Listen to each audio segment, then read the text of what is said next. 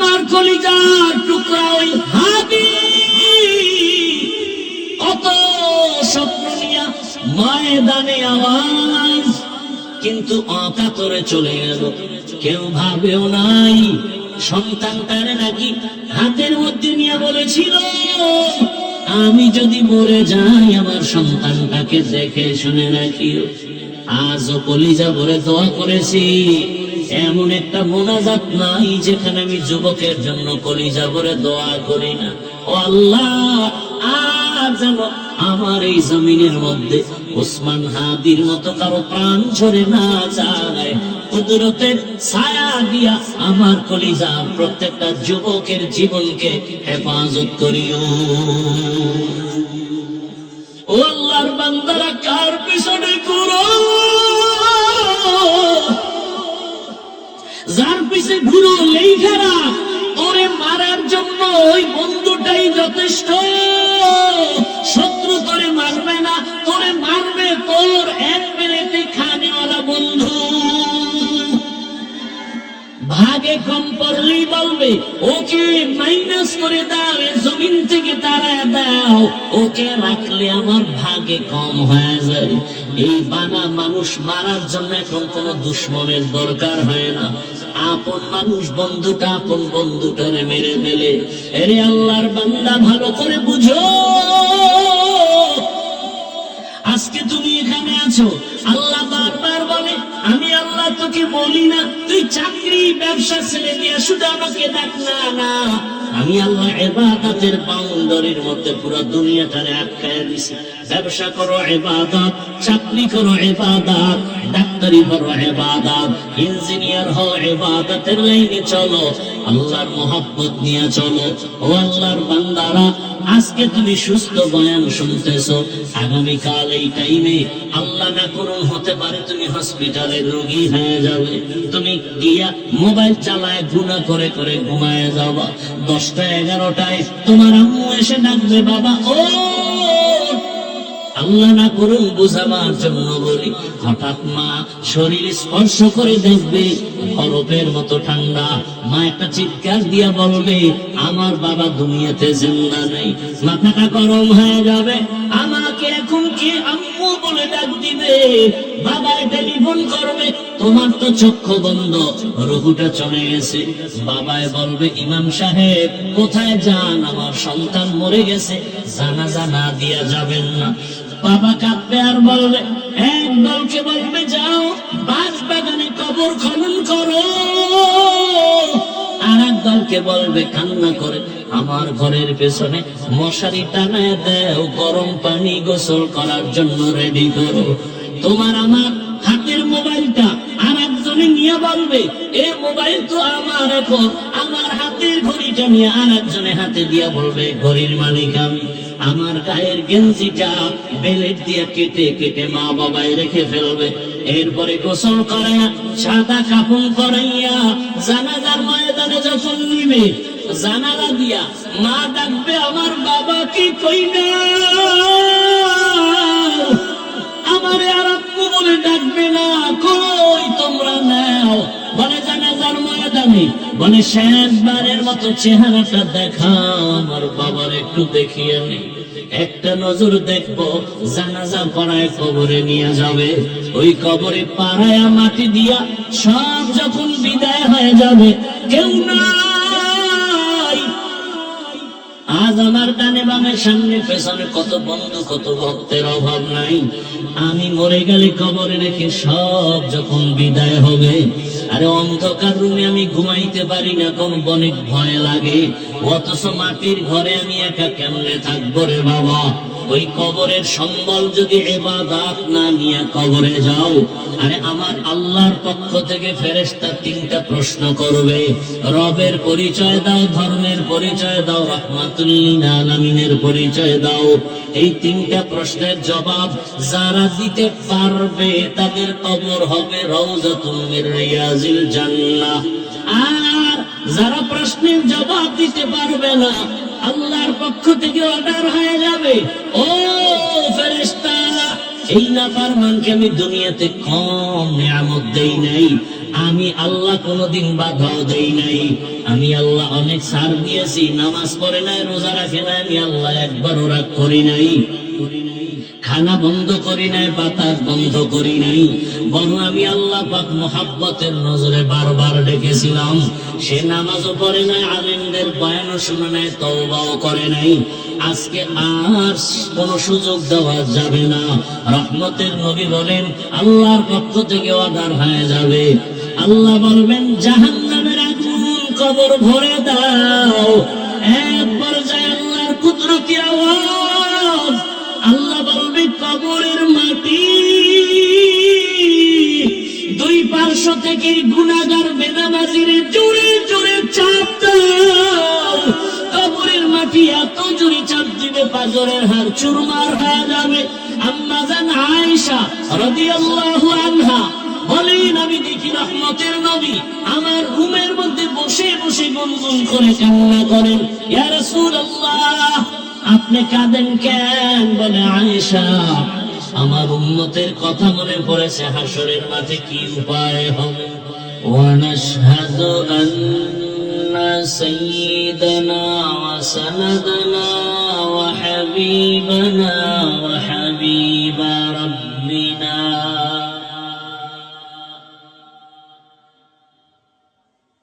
وطبيبنا وطبيب قلوبنا ومولانا محمدا عبده ورسوله اللهم صل على محمد النبي الأمي وعلى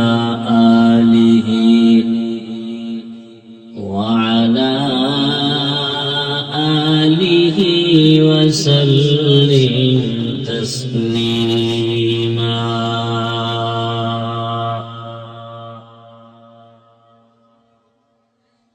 وبعد فأعوذ بالله من الشيطان الرجيم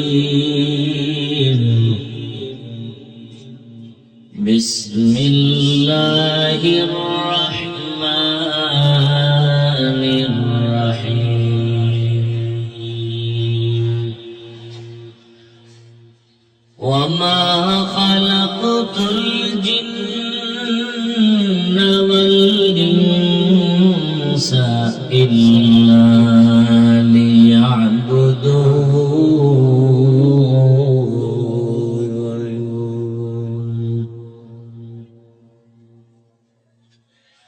وقال النبي صلى الله عليه وآله وسلم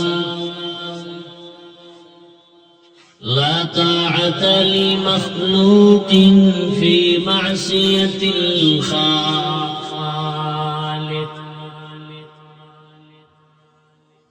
صدق الله مولانا العظيم وصدق رسوله النبي الأمي الكريم ونحن على ذلك من الشاهدين والشاكرين والذاكرين والحمد لله رب العالمين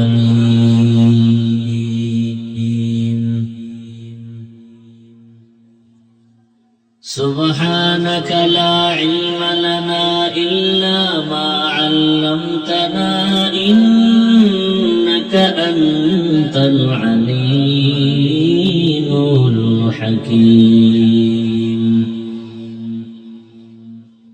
رب اشرح لي صدري ويسر لي أمري واحلل عقدة من لساني يفقه قولي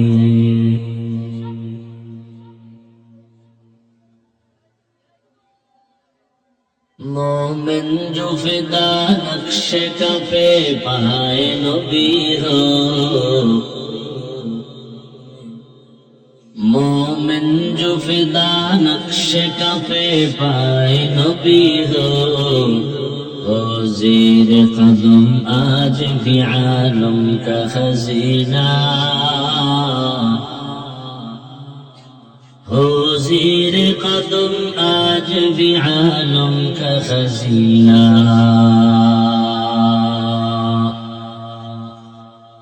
गर सुन्नत नबवी की करे पैरवी पैगाम गर सुन्नत नबवी की करे पैरवी उम्मत तूफान से निकल जाएगा फिर इसका सफीना तूफान से निकल जाएगा फिर इसका सफीना आशिक हो मेरा दर शहंशाह दो आलम आशिक हो मेरा दर शहंशाह दो आलम मिश्को से ज्यादा मुबारक जिसका पसीना मिश्को से ज्यादा मुबारक जिसका पसीना कर दिल में तरफ हो मेरे आका का ज़ियारत कर दिल में तरफ हो मेरे आका का ज़ियारत एक आन में आए नबी देखना दे मदीना एक आन में आए नबी देखना दे मदीना ला इलाहा इल्लल्लाह ला इलाहा इल्लल्लाह ला इलाहा इल्लल्लाह لا إله إلا الله لا إله إلا الله لا إله إلا الله لا إله إلا الله لا إله إلا الله لا إله إلا الله সবাই মহব্বতে লা ইলাহা ইল্লাল্লাহ লা ইলাহা ইল্লাল্লাহ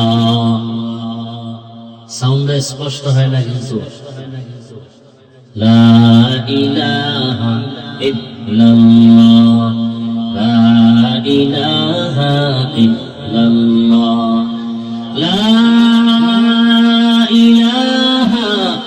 ইল্লাল্লাহ মুহাম্মাদুর রাসূলুল্লাহ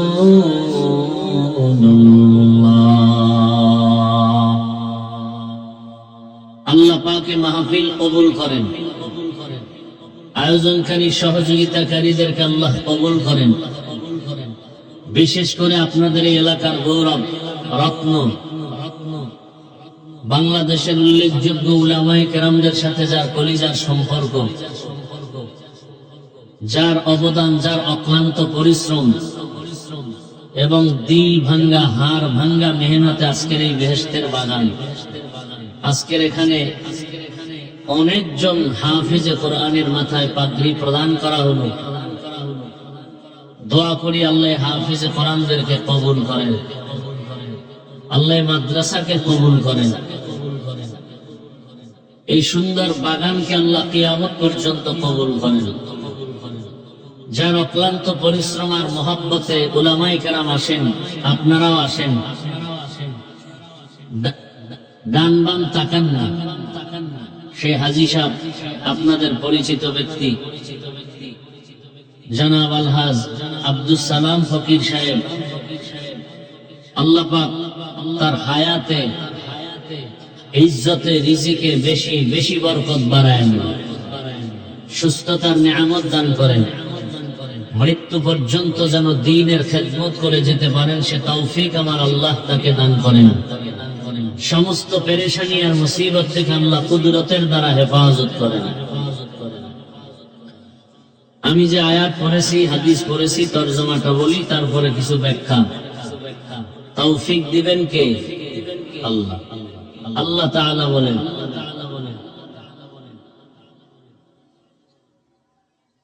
ওয়ামা খালাকতুল জিন্না ওয়াল ইনসা ইল্লা লিয়াবুদুন। হে জগতের মানুষ, আমি জিন ও ইনসানকে সৃষ্টি করিনি, হ্যাঁ করেছি একমাত্র আমার ইবাদতের জন্য। হাদিসে পাকে রাসূল বলেন, লা তাআতা লি মাখলুকিন ফি মাসিয়াতিল খালিক। আল্লাহকে অসন্তুষ্ট করে পৃথিবীর ভিন্ন কারো আদেশ বা নিষেধ বা হুকুম মানা হারাম। আয়াত ও হাদিসের তরজমা শেষ। হাদিসের উপরে কিছুক্ষণ আলোচনা হবে, এরপরে আয়াতের উপরে। শেষ দোয়া করে আমাদেরকে বিদায় নেওয়ার তৌফিক আল্লাহ রাব্বুল আলামিন দান করুন। আমরা চাইলে অনেক কিছু হবে না, কিন্তু আল্লাহ যদি চান সবকিছুই হবে। এজন্য আল্লাহর চাওয়ার উপরে আমাদের সন্তুষ্ট থাকাই এটা ঈমানের পরিচয়। হাদিসে আল্লাহর রাসূল কি বললেন? যে আল্লাহকে অসন্তুষ্ট করে পৃথিবীর অন্যের হুকুম মানা হারাম। এ হলো তরজমা। অর্থাৎ দুনিয়ার এমন কোন ব্যক্তির হুকুমকে প্রাধান্য দেয়া যাবে না আল্লাহর হুকুমের উপরে।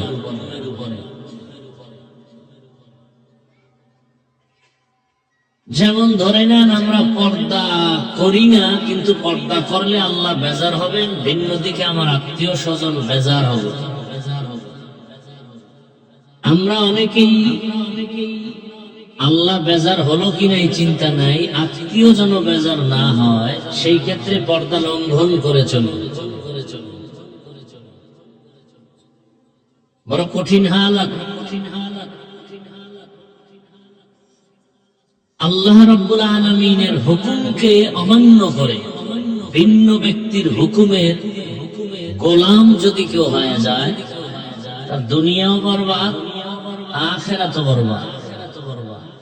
যেমন আল্লাহর হুকুমের বাইরে আমাদের মধ্যে মানুষ বেশিরভাগ কার হুকুমকে বেশি মূল্যায়ন করে? মা বাবা, পীর, আউলিয়ায়ে কেরাম, আর নেতা আছে না নাই?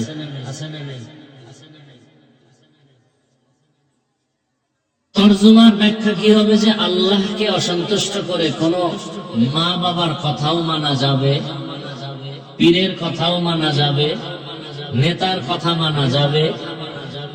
যেই কথা মানলে আল্লাহ বেজার হবেন এমন কারো কোনো হুকুম মানা যাবে। এক কথায় জবাব, দুনিয়ার সকলকেই বেজার করা সম্ভব, কিন্তু আমার আল্লাহকে অসন্তুষ্ট করা সম্ভব। কিন্তু আমরা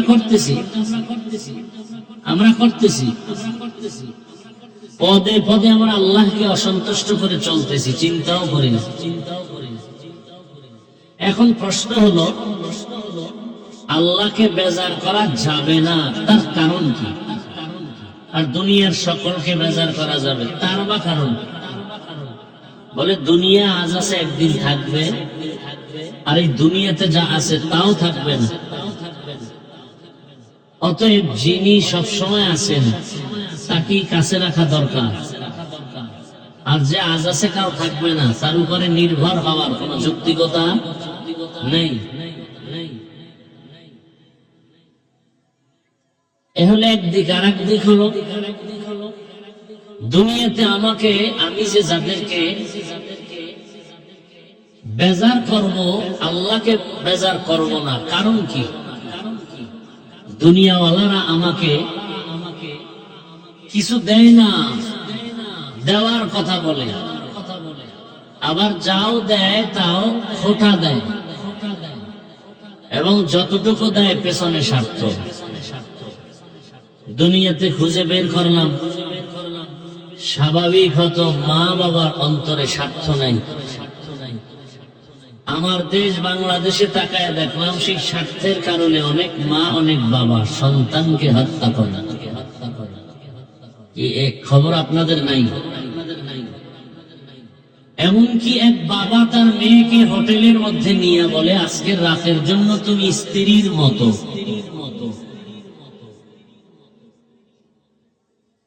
বাংলাদেশে এমন আর রাস্তা কোনোটাই বাদ নাই যা দেখি নাই। একটা শিশু বাচ্চাকে পাইপ 6 ইঞ্চি পাইপের মধ্যে পড়ে গেল। দীর্ঘ টাইম ফায়ার টিম, আর্মি, প্রশাসন দিন নাই রাত নাই সেই মাটি খনন করে অনেক ভেতরে গিয়া ক্যামেরা দিয়া তদন্ত করে এরপরে বাচ্চাকে উদ্ধার করছে, করে নাই? ভিন্ন দিকে ওসমান হাদি নামের কলিজার টুকরা যুবকের গুলি করা হলো দিনে দুপুরে। সেই বান্দা দুনিয়া থেকে কাল বিদায় হলো, আগামীকাল আবার জানাজা হবে। ঢাকাতে লাশ আসছে শুনলাম। এই মৃত্যুর সংবাদের আগে তেমন কোন আওয়াজ দেনেওয়ালা। আবার স্বপ্ন দেখলাম কে জানি বলতেছে এটা বিচ্ছিন্ন ঘটনা। একটা তাজা যুবকের গুলি করে হত্যা করবে, এটা বিচ্ছিন্ন ঘটনা। আর আপনাদের এই সাইড জানি না, একটা কুত্তা পিটায় মারছে এজন্য পুরা দেশ। কথা বলার মানুষ নাই, শোনার মানুষ নাই, বিরোধিতা করার মানুষের অভাব নেই। তাহলে আমার যুবকের নিরাপত্তা কোথায়? আমার মা, আমার বোন, আমার ব্যবসায়ী, আমার চাকরিজীবী নিরাপত্তা কোথায়? স্বাধীনের পর স্বাধীন, স্বাধীনের পর স্বাধীন, রক্তের পরে রক্ত, আর কত রক্ত। এখনো কি আপনারা সতর্ক হবেন না?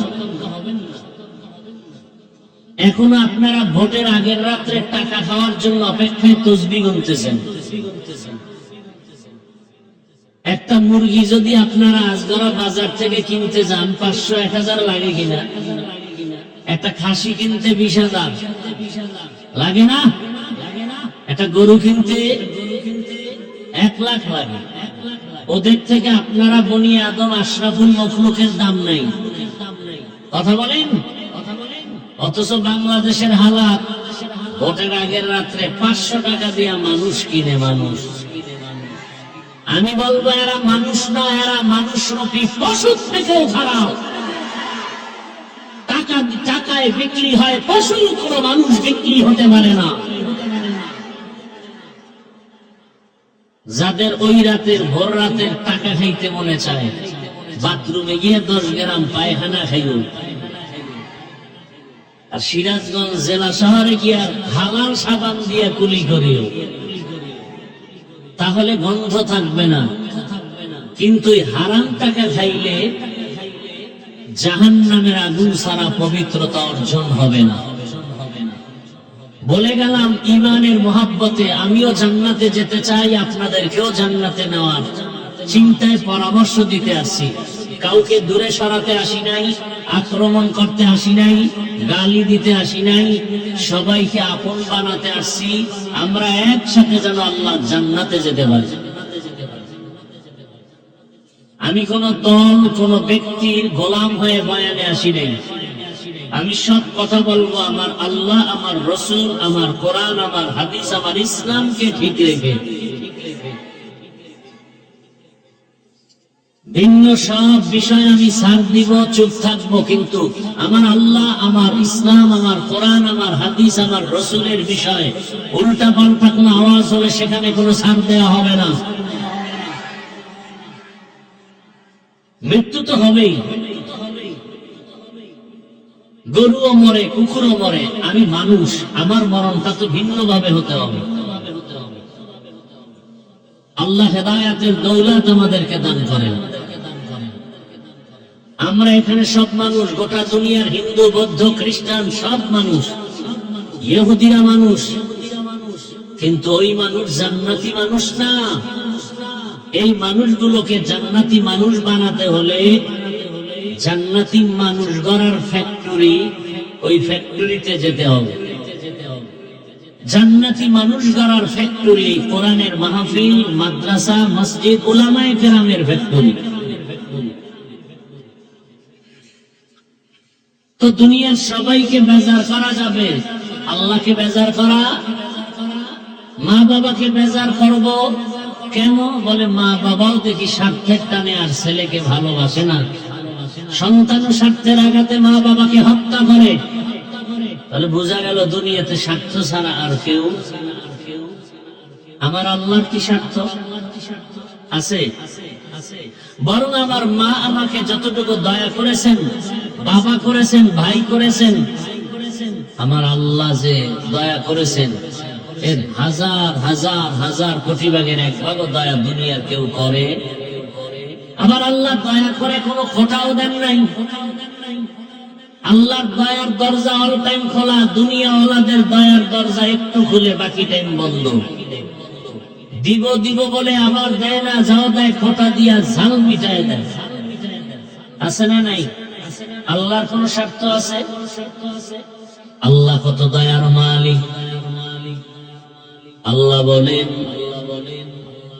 আমি কেমন দয়ার মালিক, আমার দরওয়াজাটা অল টাইম খুলে রেখেছি। দুনিয়ার মানুষেরা মনের মানুষকে দেয়, মনের মানুষ যদি না হয় তাকে দেয় না। পক্ষের মানুষকে দান করে, সহযোগিতা করে, বিপক্ষের মানুষকে দান করে না, সহযোগিতা করে না। কিন্তু আমার আল্লাহ কেমন দয়ার মালিক, যে আল্লাহর দয়ার দরওয়াজাটা অল টাইম খোলা। রাতের আধারে যদি তুমি একবার আল্লাহ বলে ডাক দাও, আমার আল্লাহ বলেন আমি আল্লাহ হাজির।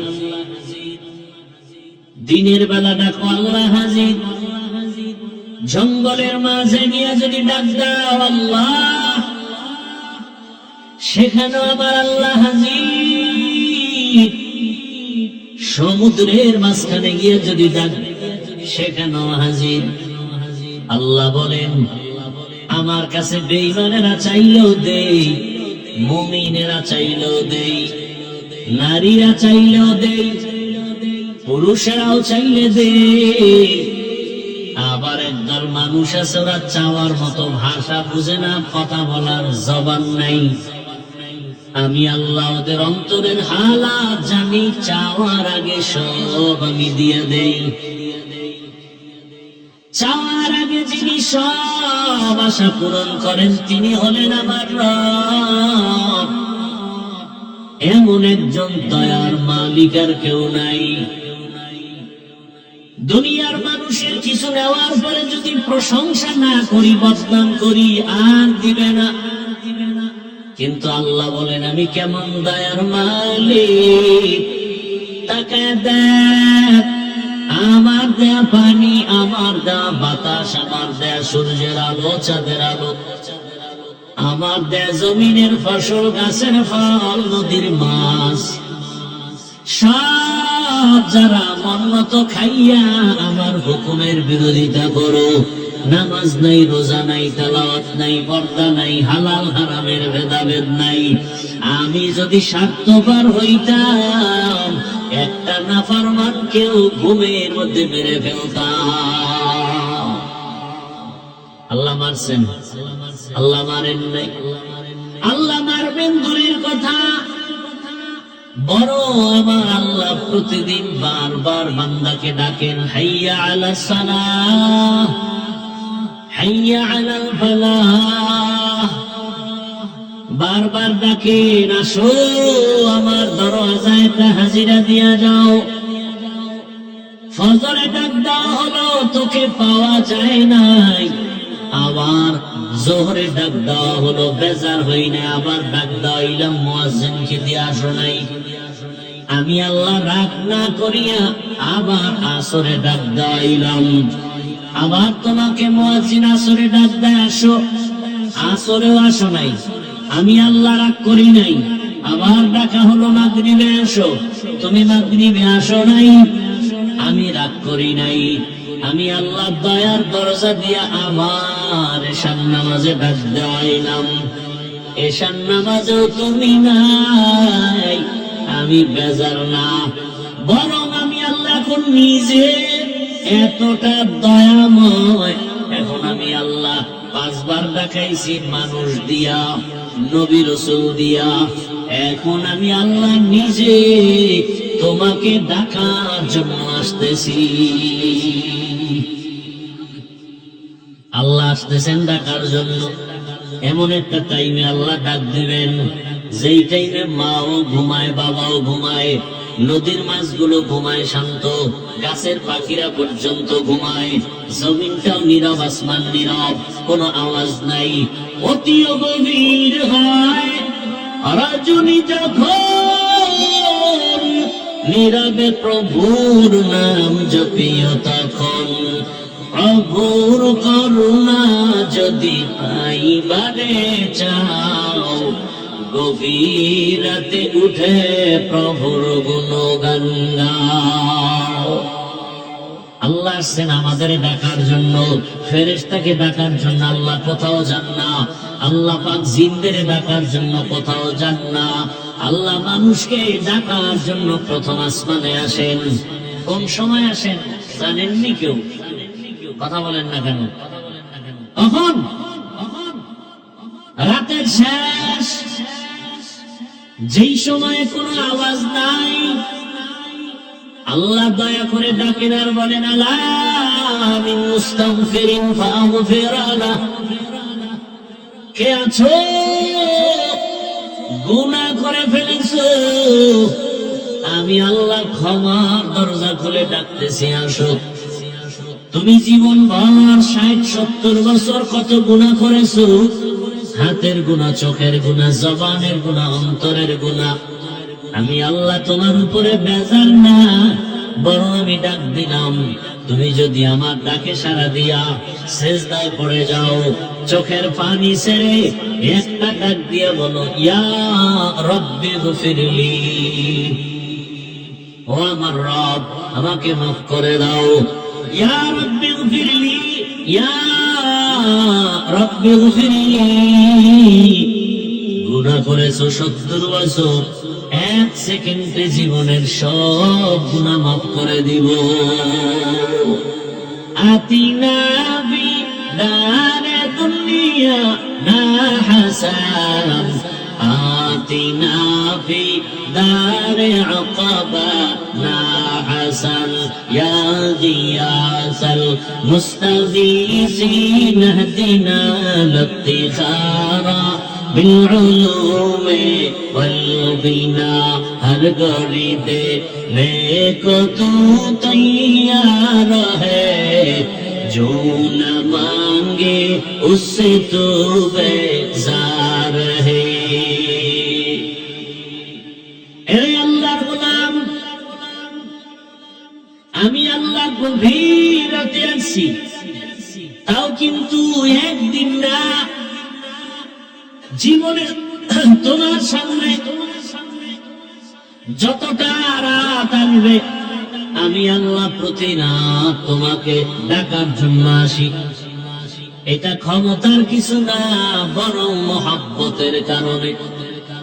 আমি আল্লাহ তোমাদের এত ভালোবাসি, আমি আল্লাহ জিনেরা এত ভালোবাসি না, ফেরেশতাকে এত ভালোবাসি না, তাহলে আমার আর আছে কারা? একমাত্র মানুষ।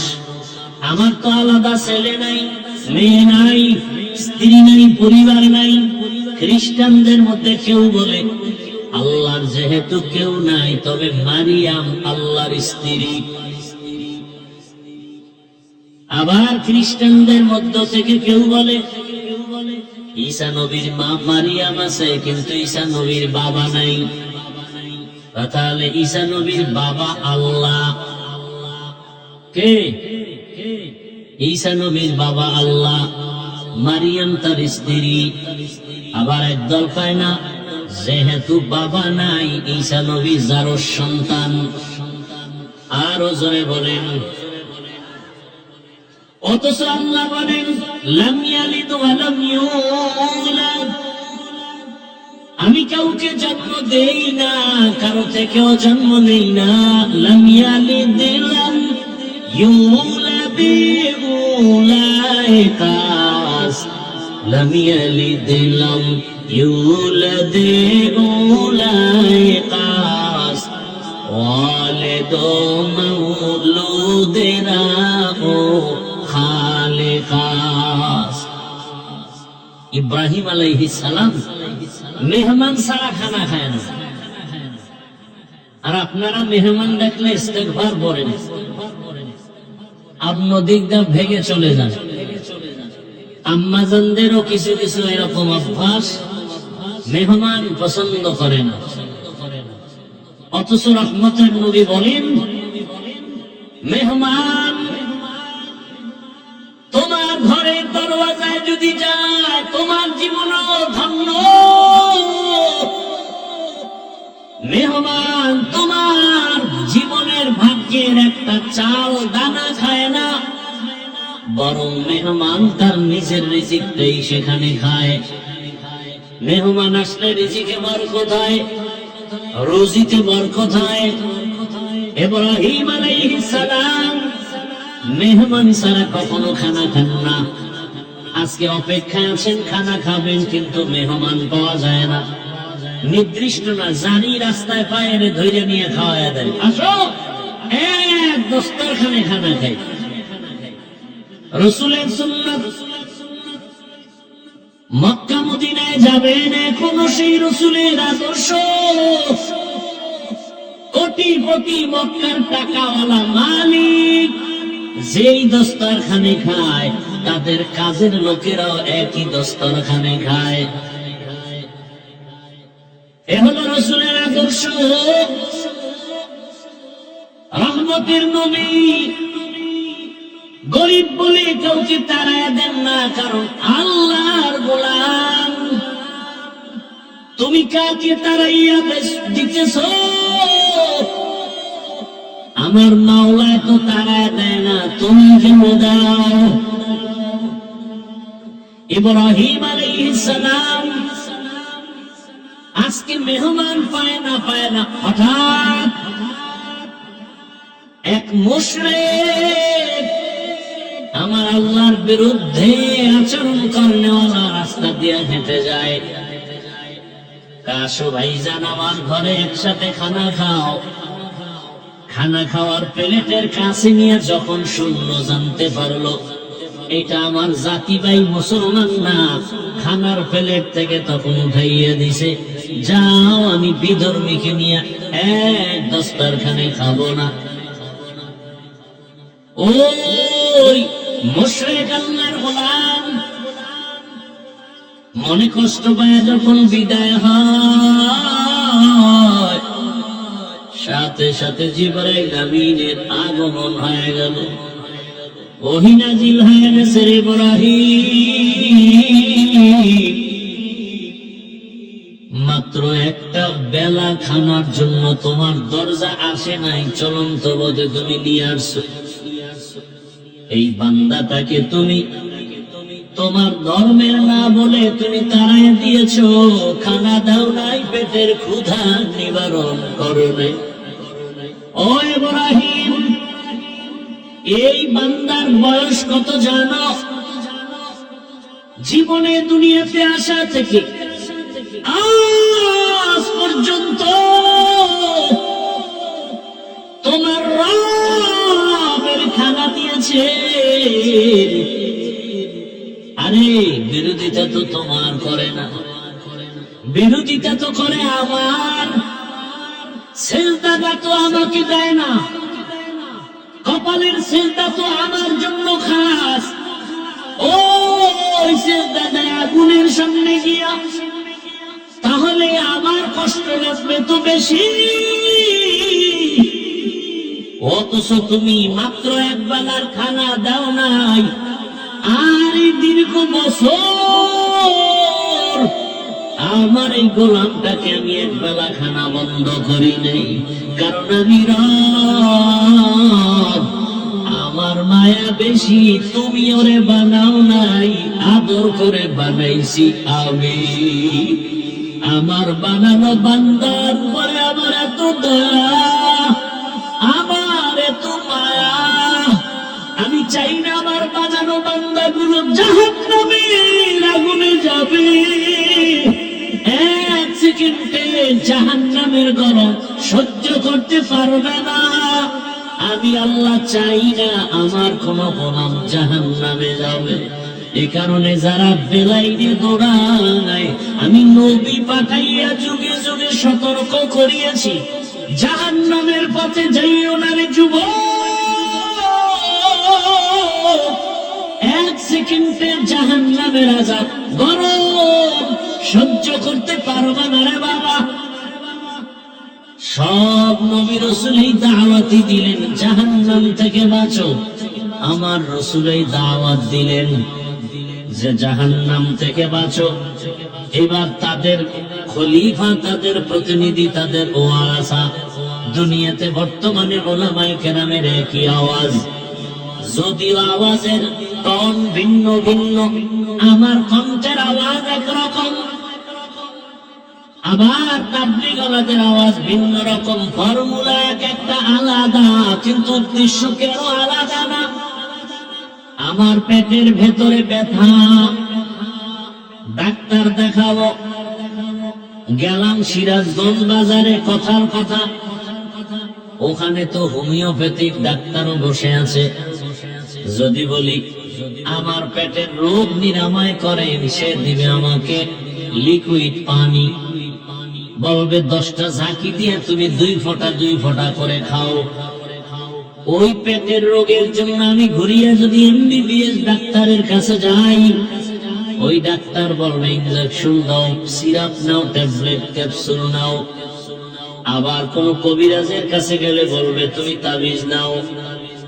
আমি যেটা বুঝাতে চাই ভালো করে বুঝেন, হোমিওপ্যাথিক ডাক্তারের সিস্টেম আর ফর্মুলা আলাদা, এমবিবিএস ডাক্তারের রোগের ফর্মুলার চিকিৎসা ফর্মুলা আলাদা, কবিরাজের চিকিৎসা ফর্মুলা আলাদা, কিন্তু উদ্দেশ্য কারো আলাদা নাই।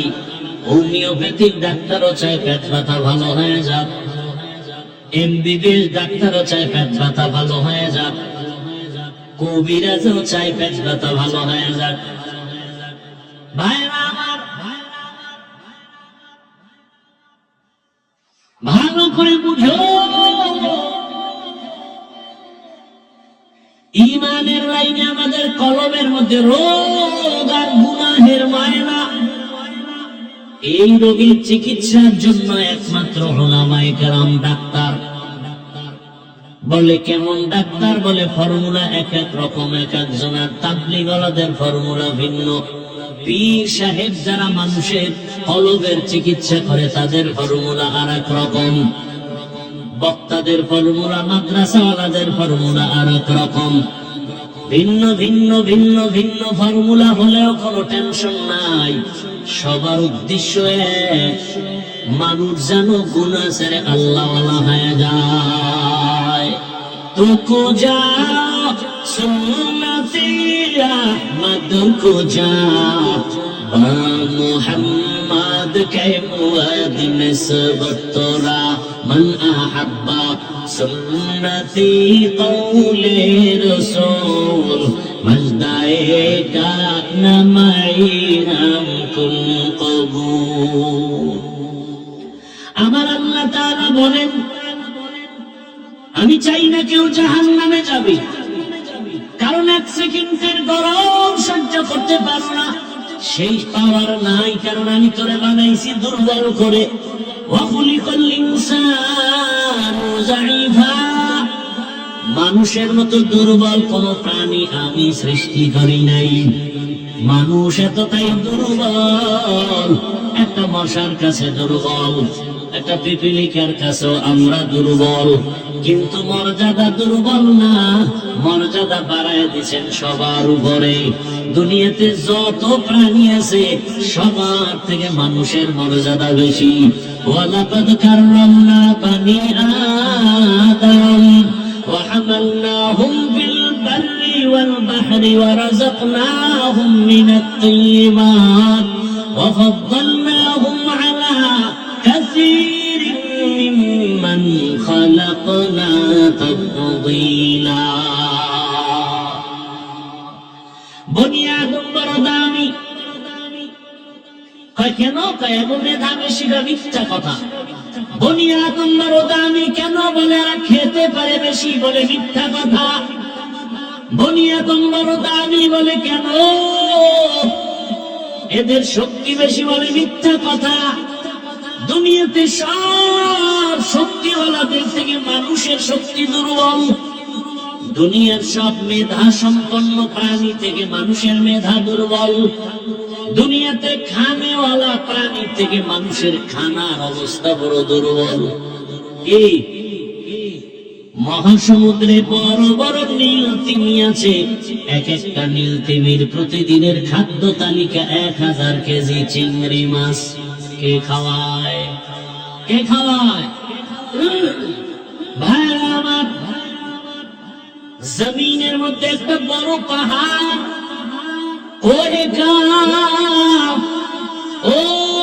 ওই পর্বতে একটা প্রাণী বসবাস করত, সিমর্গ। ওই প্রাণীটার প্রতিদিন খাদ্য হলো 40টা মোটা তাজা হাতি। সুবহানাল্লাহ। সারাদিন বিড়ি টানলে আইব কেমন? হ্যাঁ, এক একজনের চেহারার থেকে কি নূরের আলো বিচ্ছুরিত হচ্ছে বিড়ি টানার ধাক্কায়। আল্লাহ হেদায়েত দান করুন। খুব খুশি লাগছে না? তো বিড়ির প্রশংসা করছি, তাই তো? হ্যাঁ, বিড়ি টানবেন যারা বিড়ি টানবেন, আপনাকে ঠোঁটগুলো খুব লাল। কি তোমাদের কলিজা এর থেকে আরো 100 গুণ কালো, তোমার চরিত্র আরো কালো। পৃথিবীতে যদি কোনো ফাও আকাম থাকে, কিছু আকাম আছে, লাভ আছে। যেমন মদ পান করা একটা আকাম, কিন্তু এটাই লাভ আছে। খাইলেই শরীরে এনার্জি বাড়ে, লঙ্গি খুলেই বউরে মা কয়ে ডাকবে। আছে না নাই? বলে গোটা দেশের মালিক এখন আমি। কি শেখ হাসিনাও নাই, খালেদা জিয়াও নাই, এখন দেশের মালিক আমি। বলতে ঘরে তো চাল নাই, দোষ তো বোতলের, আমার কি? দুনিয়াতে যদি কোনো ফাও আকাম থাকে, আকামের নাম বিড়ি টানা। এই বিড়ি টানলে কোনো লাভ আছে? যদি কেউ বলো যে হ্যাঁ চেহারা সুন্দর, শক্তি বাড়ে, খোদার কসম আমি বিড়ি টানবো। আল্লাহ হেদায়েত দান করুন। খুব ভালো কাজ করতেছেন যারা করেন না, না তা হাসি আসে কেন? আমি কি হাসির জন্য বলছি? করতেছেন আকাম, আবার হাসতেছেন। লজ্জা থাকলে তো মাথা নত হওয়া উচিত। ওয়াজের প্যান্ডেলের বাইরে ঘুরে আর বিড়ি টানে, আবার মোনাজাত হবে, আবার বিড়ি। বউ কইব কি, মোনাজাতে বিড়ি কবুল হয়ে গেছে। কেউ আবার আসে ওয়াজের পরে বেলুন কিনে বাড়ি যায়, প্লাস্টিকের মাছ কিনে বাড়ি যায়। বউ জিগেলে বলবে মোনাজাতে বেলুন আর মাছ কবুল হয়ে গেছে। হেদায়েত কপালে কবুল হয় নাই। আল্লাহ হেদায়েত দান করুন। जिंदगी में बंदगी तू कर रहे, जिंदगी में बंदगी तू कर रहे, जिंदगी पे बंदगी शर्मिंदा है, जिंदगी बे बंदगी शर्मिंदा है। খারাপ লাগতেছে আপনাদের? মাওলার কাছে কত ভালো লাগে তা জানে। আল্লাহর তো ছেলে মেয়ে নাই, আল্লাহর তো আদরের আমরা। এই সুন্দর বাগান দেখা হাদিস রাসূলের এত সুন্দর এক মজলিস আল্লাহ পাক আরশে আজিমের মধ্যে ফেরেশতা দিয়ে মজলিস করতেছেন। সেই আরশে আজিমের মজলিসের বক্তা আমার আল্লাহ, শ্রোতা সব কি কথা বলে না ফেরেশতা। বয়ানের বিষয় কি? আমরা এই প্যান্ডেলে আমরা আসছি কেন? আমাদের প্রশংসার বয়ান চলতেছে। শেষমেশ আল্লাহ বলে দেন ফেরেশতারা সাক্ষী থাক, ওই প্যান্ডেলে যারা বসছে এদের জীবনের সব গুনাহ মাফ। यहाँ सब मुसाफिर दिल लगा, अहले दिल की नजर से करता जा, शाह दौलत सब फकीर गर नेक नेहे, शाह दौलत सब फकीर गर नेक नहीं, जिंदगी में बंदगी तू कर नहीं, जिंदगी में बंदगी शर्मिंदा है, जिंदगी में बंदगी शर्मिंदा है, जिंदगी में बंदगी को बंदगी, बंदगी पे जिंदगी शर्मिंदगी। আমার কলিজার যুবক বাবারা, বৃদ্ধ বাবাজি, পর্দার আড়ালের মা বোনেরা, আল্লাহ পাক আমাদের এত আদর করে বানাইছেন। মানুষের মতো দামি কোন প্রাণী বানান নাই। মানুষ শক্তির কারণে দামি না, মানুষের থেকে শক্তি একটা কুকুরের মধ্যে বেশি, শিয়ালের ভেতরে বেশি। একটা পিপলিকার সামনে আমরা কতটা দুর্বল। আরে আমি হাফিজুর রহমান, ইভেন আপনারাও দুনিয়াতে যখন আসবেন, আম্মা জান এমন প্রসব বেদনায় কান্নায় মাতোয়ারা হয়ে গেলেন। ও আমার বাবারা, ভালো করে বুঝো, আমার আম্মা জানের কণ্ঠের আওয়াজ এত ছোট, কারণ আমার আল্লাহর ভয়। নারীদের শরীরটা ঢেকে রাখা যেমন ফরজ, তাদের কণ্ঠের আওয়াজটাকে বেগানার থেকে আটকায় রাখা ফরজ। আম্মা জানের কণ্ঠের আওয়াজ ঘরের ভেতরের রুম থেকে সামনের রুমে যায় না, এতটা সেই ভয় আমার আম্মা চলেন। কিন্তু যেদিন আমি দুনিয়াতে আসবো, প্রসব বেদনা, আম্মা জানের এত কান্নার আওয়াজ, আম্মা জানের কান্নার আওয়াজে পাশের বাড়ির মানুষও ঘুমাইতে পারে না। ঠিক নেই? ভালো করে বুঝো, খালি কানসুক করো না, কিছু বুঝো। মায়ের আওয়াজটার কারণে বাড়ির ডানে বামের মানুষ ঘুমাইতে পারে না। বুঝতে পেরেছে কেন এত কান্নার আওয়াজ? যেই মায়ের কণ্ঠ বাইরে যায় না, ওই মায়ের কান্নায় পাশের ঘরের মানুষ ঘুমাতে পারে না। এত করুণ কাহিনী কেন? বলে প্রসব বেদনার কান্না। ওদিকে আমার দাদি, আর এক পাশে আমার নানি, আমার আম্মারে সান্ত্বনা দেয়, কান্না করো না, ধৈর্য ধারণ করো। আম্মার কান্না বন্ধ হয় না। এক পর্যায়ে মা বেহুশ হয়ে যায়, আবার হুঁশে আসে। হঠাৎ আমার আম্মা জান ডাক দিয়া কয়, ও আমার শাশুড়ি আম্মা, আপনারা আমার থেকে একটু দূরে যান, 1 মিনিটের জন্য আমার স্বামীকে একটু আমার কাছে আসতে দেন। আমার আব্বা জানকে ডাকছেন, আমার আব্বা জান আসছেন। আম্মা জান হাতটা ধরিয়া কান্না করে আর বলে, স্বামী, বাবার কত মায়া কত মমতা ত্যাগ করে তোমার ঘরে আসছি, তোমার মন ভরে খেদমত করতে পারি নাই, তোমার সংসারটা সুন্দরভাবে ধরে রাখতে পারি নাই। তোমারে আমি উপরে উঠাবার জন্য, তোমার সংসারটা ঠিক রাখার জন্য আমি কত ভুল পর্যন্ত করেছি। আমার আজকে তুমি মাফ করে দাও, আর আমি বাঁচব না। বাবায় কান্না করে আর বলে, বিবি কান্না করিও না, ধৈর্য ধারণ করো। মা কাঁদে আর বলে, স্বামী তুমি বুঝো না, আমার চোখে দেখা অমুক এলাকার অমুক নারী মরে গেছে, বাচ্চা হওয়ার সময় মরে গেছে। আমার মাথায় সাত আসমানের বোঝা, আমি সহ্য করতে পারি না। আমার বারবার কেন যেন মনে হয় আমি মরে যাব। বাবায় কয়, মা তুমি আমারে মাফ করো, ধৈর্য ধারণ করো।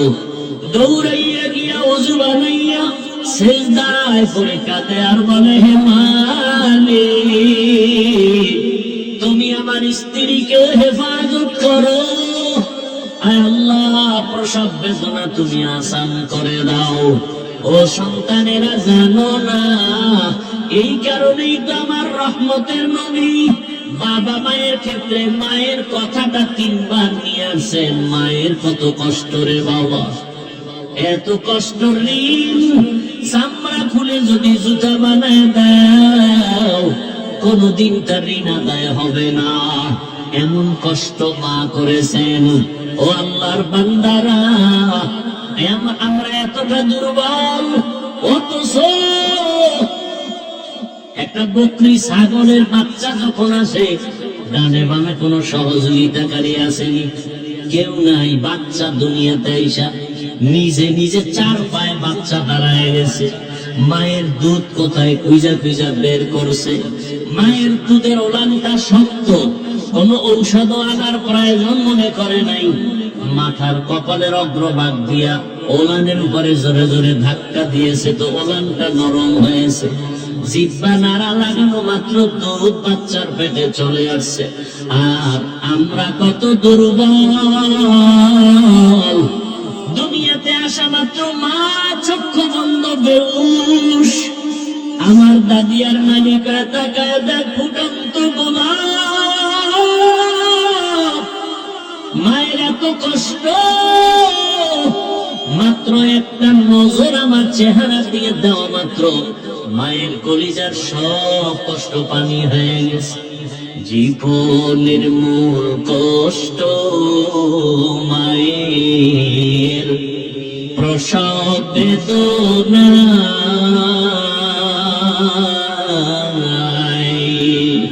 সাত আসমান সাত জমিন ফিরিয়া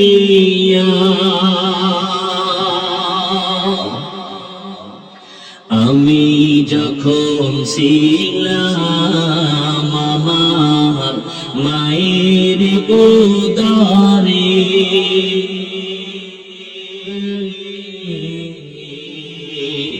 চলাফেরা করলেন যে মায়ে কত কষ্ট করে। আমি যখন ছিলাম আমার মায়ের উদরে, চলাফেরা করলেন যে মায়ে কত কষ্ট করে। এমন মাকে কেমনে আছি, এমন মাকে কেমনে আছি, যাব আমি ভুলিয়া। ও আমার প্রাণের মা, মা গো মা, কোথায় গেলে মোরে ছাড়িয়া। জানো দুঃখী ইয়াতীম আমি, চাই না কেহ ফিরিয়া। মাগো আমি ইয়াতীম বলে সবাই দেখাইয়া।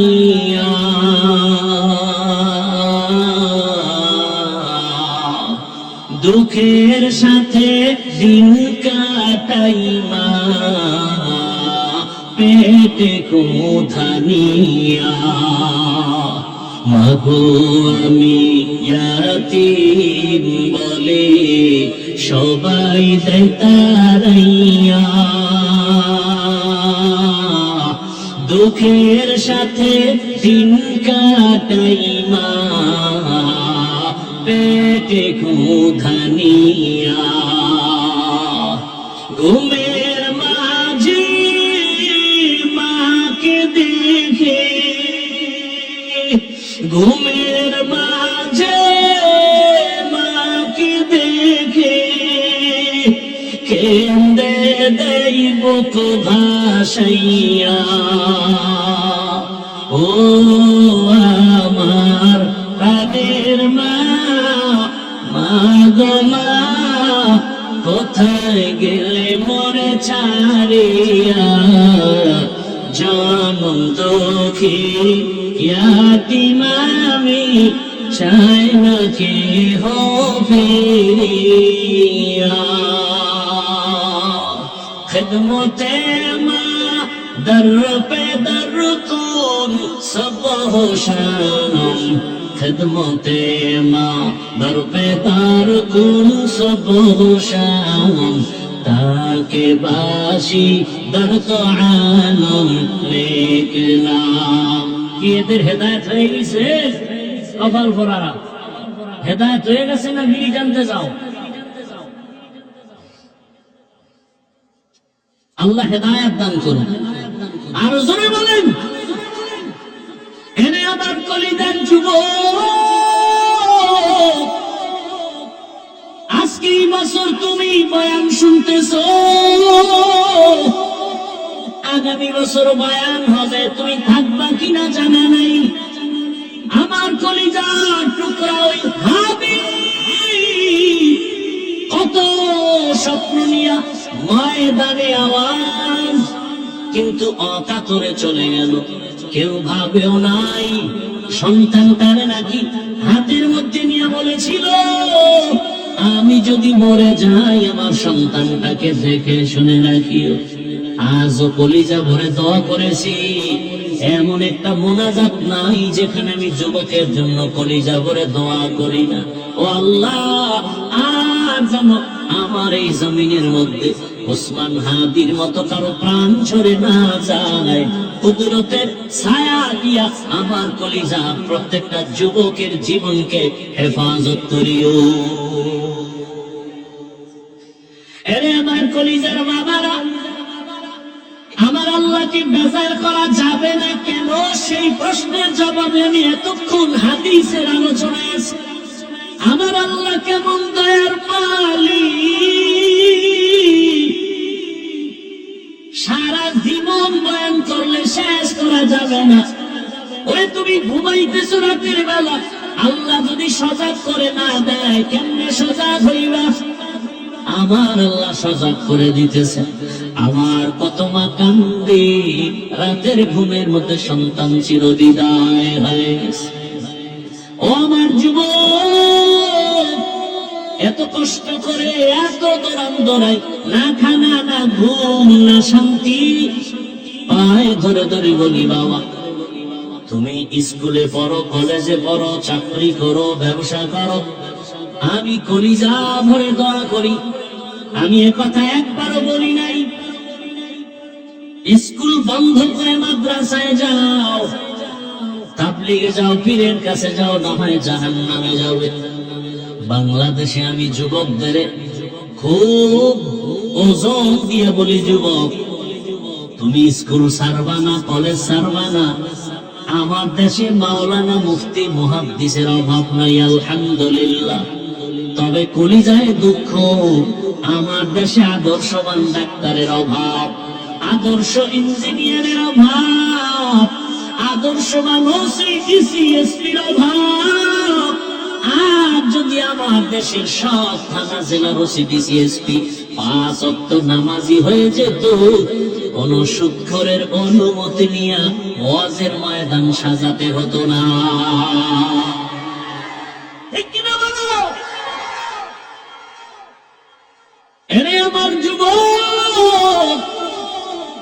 ডাক্তার হও, দোয়া করে গেলাম, কলিজা ভরে দোয়া করি, ইঞ্জিনিয়ার হও, প্রফেসর হও। আরে তোমার মতো যুবক বিজ্ঞানী, তোমার মতো যুবকই তো ইঞ্জিনিয়ার, তোমার মতো যুবক তো ডাক্তার জাকির নায়েক। কে না চিনে তাকে? অথচ হোমিওপ্যাথিক ডাক্তার, এত সুনাম। এরে যুবক, আমি হাসির জন্য বলি না রে বাবা, মনে চাই নিচে নেমে আসি, তোর পাও দুইটা জড়ায় ধরি। আর বলতাম যুবক, পায়ে ধরে বলি, আর দাড়ি কিতে আমার রসুলের কাদাস না রে যুবক। আর আমার মাওলাকে ছাড়া ভিন্ন জায়গায় মাথা নত করিস না। ফিরে আয়, আল্লাহর প্রতি ফিরে আয়। ও যুবক, আমি নিচে নেমে পাও ধরার জন্য রেডি হয়ে বসে আছি। একটা যুবক, তুমি দিনের পথে চলে এসো। তুমি ডাক্তার হও, ইঞ্জিনিয়ার হও, তুমি প্রফেসর হও, তুমি একজন এমপি হও, তুমি একজন চেয়ারম্যান হও, তবে আমার আল্লাহকে নিয়ে জিন্দা থাকো। তোমার সম্মান এত বেশি, আজকে তুমি টাকার পেছনে দৌড়াও কেন? জ্ঞানটাকে কাজে খাটাও, চরিত্র ঠিক রেখে বড় হও, লেখাপড়া করে একটা জায়গায় যাও, টাকাওয়ালারা তোমার পেছনে ঘুরবে। আল্লাহর ভয় অন্তরে জমা করো, ওই মালিকের আপন বানাইয়া চলো। অনেকে মনে মনে ভাবতে পারে এটা কেমনে সম্ভব। হ্যাঁ, তুমি এবার নিজে তাকায় দেখো, জীবনে মাদ্রাসায় যায় নাই, আলিফ বাতাও শিখে নাই। তোমার লাইনের জেনারেল যুবকটা স্কুলে পড়ে, কলেজে পড়ে, 5 বেলার নামাজ পড়ে নাই। বলো তোমার কপালটা কেন এত খারাপ? তুমি পারো না কেন? কত ওসি, কত ডিসি, কত এসপি 5 বেলার নামাজ পড়ে।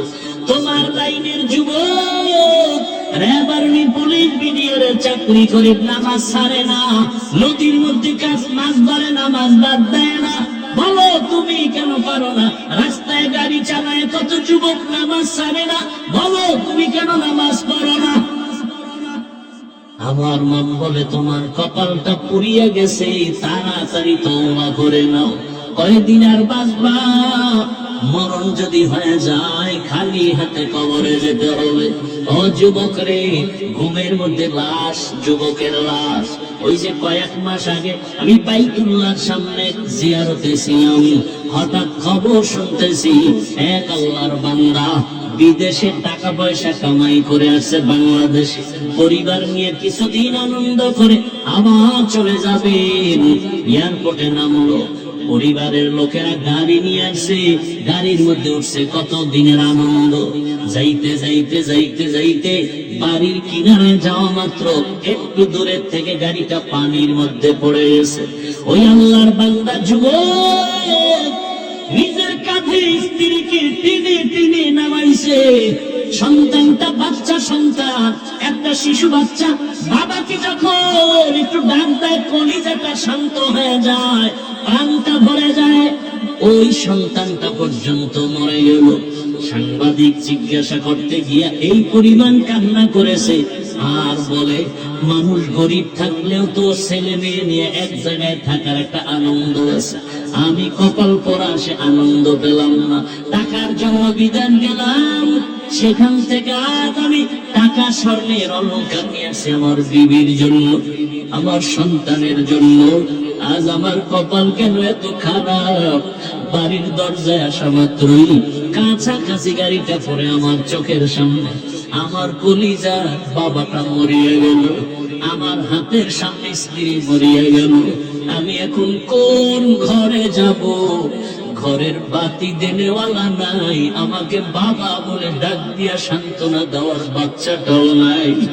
ও আল্লাহর বান্দারা, কার পেছনে ঘুরো?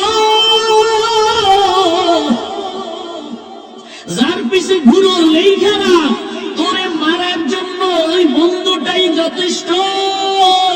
শত্রু তোরে মারবে না, তোরে মারবে তোর এক প্লেটে খানেওয়ালা বন্ধু।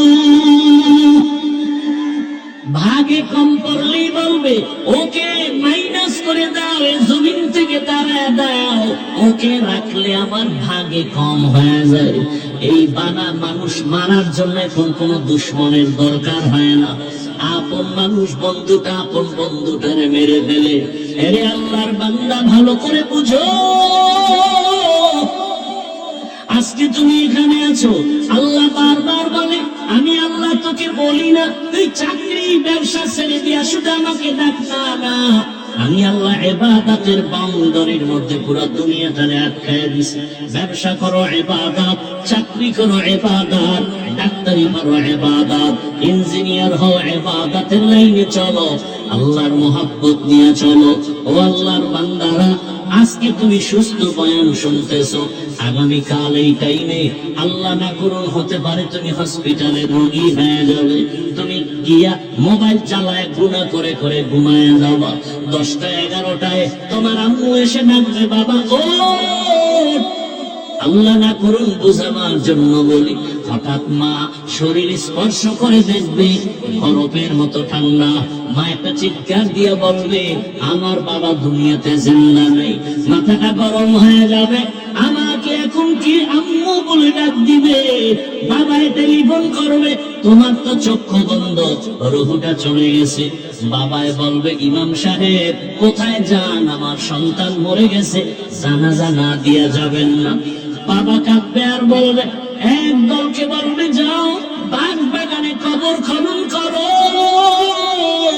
আর এক দলকে বলবে কান্না করে আমার ঘরের পেছনে মশারি টানায় দাও, গরম পানি গোসল করার জন্য রেডি করো। তোমার আমার হাতের মোবাইলটা আর একজনে নিয়ে বলবে এ মোবাইল তো আমার, এখন আমার হাতের ঘড়িটা নিয়ে আর একজনের হাতে দিয়ে বলবে ঘড়ির মালিক আমি। আমার গায়ের গেঞ্জিটা বেলেট দিয়ে কেটে কেটে মা বাবায় রেখে ফেলবে। এরপরে গোসল করে সাদা কাফন পরাইয়া জানাজার ময়দানে যখন নিবে, জানালা দিয়া মা ডাকবে আমার বাবাকে কইনা, আমারে আর আত্মু বলে ডাকবে না, কই তোমরা নাও, বলে জানাজার ময়দানে বলে শেষবারের মতো চেহারাটা দেখাও, আমার বাবার একটু দেখিয়ে নি, একটা নজর দেখবো। জানাজা পড়ায় কবরে নিয়ে যাবে, ওই কবরে পাড়ায়া মাটি দিয়া সব যখন বিদায় হয়ে যাবে, কেউ নাই। আজ আমার ডানে বামের সামনে পেছনে কত বন্ধু কত ভক্তের অভাব নাই। আমি মরে গেলে কবরে রেখে সব যখন বিদায় হবে, আরে অন্ধকার রুমে আমি ঘুমাইতে পারি না, তোর অনেক ভয় লাগে, অথচ মাটির ঘরে আমি একা কেমনে থাকবো রে বাবা।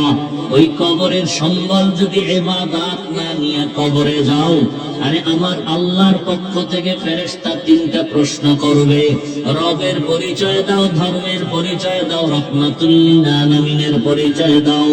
এই 3টা প্রশ্নের জবাব যারা দিতে পারবে তাদের কবর হবে রওজাতুম মির রিয়াজিল জান্নাহ। আর যারা প্রশ্নের জবাব দিতে পারবে না, আল্লাহর পক্ষ থেকে অর্ডার হয়ে যাবে, ও ফেরেশতা এই নাফরমানকে আমি দুনিয়াতে কম নিয়ামত দেই নাই, আমি আল্লাহ কোনদিন বাধাও দেই নাই, আমি আল্লাহ অনেক ছাড় দিয়েছি, নামাজ পড়ে নাই, রোজা রাখে নাই, আমি আল্লাহ একবারও রাগ করি নাই, খানা বন্ধ করি নাই, বাতাস বন্ধ করি নাই, বরং আমি আল্লাহ পাক মুহাব্বতের নজরে বারবার ডেকেছিলাম। সে নামাজও পড়ে নাই, আলেমদের বয়ানও শুনে নাই, তওবাও করে নাই। আজকে আর কোন সুযোগ দেওয়া যাবে না। রহমতের নবী বলেন আল্লাহর পক্ষ থেকে অর্ডার হয়ে যাবে, আল্লাহ বলবেন জাহান্নামের আগুন কবর ভরে দাও। এক পর্যায়ে আল্লাহর কুদরতি আওয়াজ, আল্লাহ বলবে কবরের মাটি দুই পার্শ্ব থেকে গুনাহগার বেনামাজির জোরে জোরে চাপ দাও। কবরের মাটি এত জোরে চাপ দিবে পাঁজরের হাড় চুরমার হয়ে যাবে। আম্মা জান আয়েশা রাদিয়াল্লাহু আনহা বলেন আমি দেখি রহমতের নবী আমার রুমের মধ্যে বসে বসে গুনগুন করে কান্না করেন, ইয়া রাসূলুল্লাহ আপনি কাঁদেন কেন? বলে আয়েশা আমার উম্মতের কথা মনে পড়েছে, হাসরের মাঠে কি উপায় হবে, সূর্যের গরম বড় ভয়ঙ্কর, সূর্যের গরমে মাটির জমিনটা হবে তামা, মানুষের মাথার মগজগুলো ভাতের মানের মতো ঘুরতে থাকবে। এরে আল্লাহর বান্দা, নারী পুরুষ সবাই থাকবে উলঙ্গ। ওদিকে জাহান্নামের আওয়াজ, নবীরা পর্যন্ত কান্না শুরু করবেন।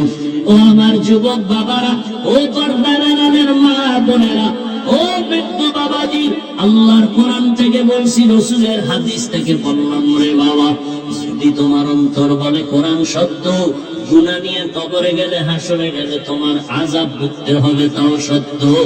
আর যদি বলো কোরআন মিথ্যা, তো আমাকে প্রমাণ দাও, আমিও তোমার লাইনে চলে আসি, দাড়ি কেটে ফেলি। আর যদি বলো না, কোনো সন্দেহ নাই, আমি বলবো পা ধরে বলবো, পা আগায় দাও, পাও আমি হাত দিয়া ধরে বলবো। আজকে থেকে তওবা করো রে বাবা।